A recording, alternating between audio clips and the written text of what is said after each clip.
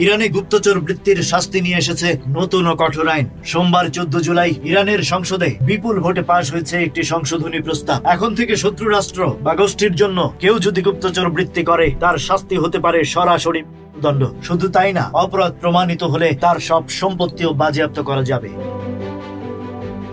এই আইনে শত্রু রাষ্ট্র ঠিক কে তা নির্ধারণের ক্ষমতা থাকবে সুপ্রিম ন্যাশনাল সিকিউরিটি কাউন্সিলের হাতে। এরই মধ্যে যুক্তরাষ্ট্র ও ইসরায়েলকে শত্রু রাষ্ট্র হিসেবে ঘোষণা করা হয়েছে। তবে ভবিষ্যতে আরো দেশ বা গোষ্ঠীকে এই তালিকায় যুক্ত করতে পারবে ইরানের নিরাপত্তা পরিষদ। এছাড়া নতুন আইনে বলা হয়েছে, কেউ যদি দেশের বিরুদ্ধে বিদেশি মিডিয়া বা নেটওয়ার্কে তথ্য বা ভিডিও পাঠায় বা জনমনে বিভ্রান্তি তৈরি করে, তাকে কারাদণ্ড, সরকারি চাকরি থেকে বরখাস্ত এবং বিভিন্ন ধরনের শাস্তির মুখোমুখি হতে হবে।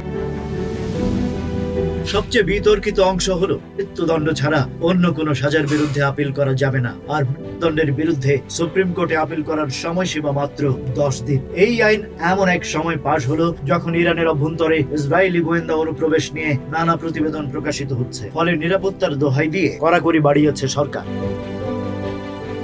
তবে মানবাধিকার কর্মী ও আন্তর্জাতিক আইনজীবীরা বলছেন, এই আইন ব্যক্তি স্বাধীনতা ও ন্যায় বিচারের পরিপন্থী। জাতিসংঘের বিশেষ দূত প্রকাশ করেছেন গভীর উদ্বেগ। এই আইন কি ইরানের নিরাপত্তা নিশ্চিত করবে, নাকি বাক স্বাধীনতার উপর নতুন এক নিপীড়নের শুরু?